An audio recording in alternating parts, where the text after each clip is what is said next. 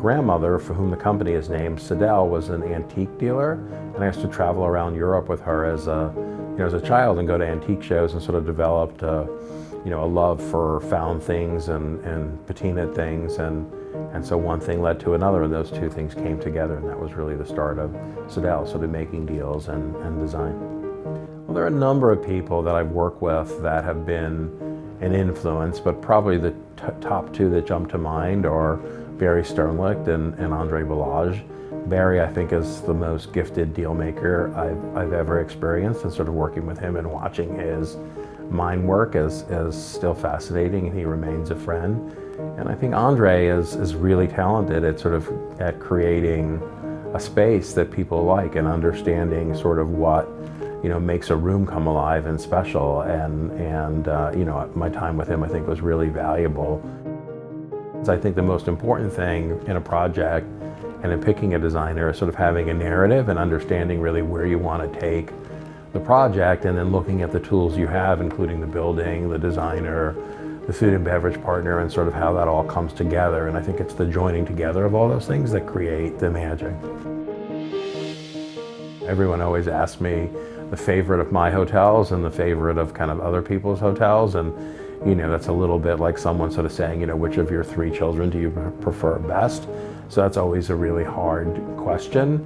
But I would say the original NoMad, if I really had to pick, is the favorite child. Not so much because I think it's necessarily better than anything else we've done, but it was the first time that basically, I was sitting over the design as well as the concepting. And sort of was the first baby, and I was probably most involved in, every single detail, and in a way that today is nearly impossible to duplicate. So I would have to say it's the NoMad, and honestly, I think it is a nearly, I don't like to be boastful, but I think in some ways it is a nearly perfect hotel. If I had to do one thing all over again, it would probably be to have slowed things down a bit. I think we were very, very, very opportunistic, but we went through a period of years where, we really didn't take a vacation, and, just kind of worked constantly for years, and we opened 6 or 7 hotels in a row. There was one period of time where we opened the line in DC, the Freehand in New York, and the NoMad in LA, all within a 6-week period. I love all the projects, but maybe just the speed with which they all came. This year, we're opening 1 hotel at the NoMad in London, and our entire company is sort of thrilled, like we're opening 1 and not 6. I personally plan to go there for a number of months and kind of immerse myself in every detail, and I actually couldn't be more excited about that.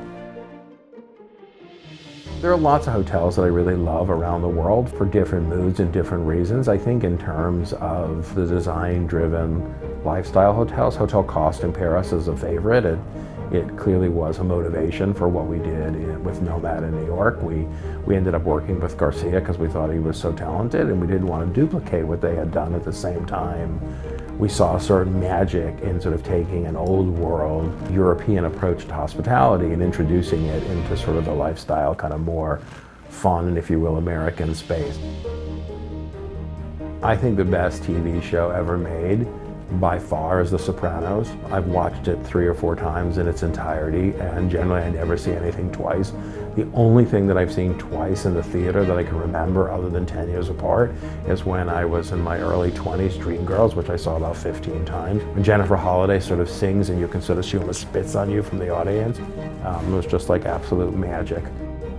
I actually really like to do what I do, and so probably the most fun day for me would be the discovery of a new project, like stumbling onto something where you see it for the first time. I remember specifically like going into the building on Poultry in London, which became the Ned, and sort of seeing it for the first time and seeing that 100-year-old grand banking hall, and just imagining what it could be, and the fact that it was almost sort of a dream come true to be able to work in an environment like that and just to create something from it. I think that sort of constitutes perfect day, and I probably follow it up by a dinner at Clove Club or something like that, which is maybe one of my favorite restaurants on the planet these days.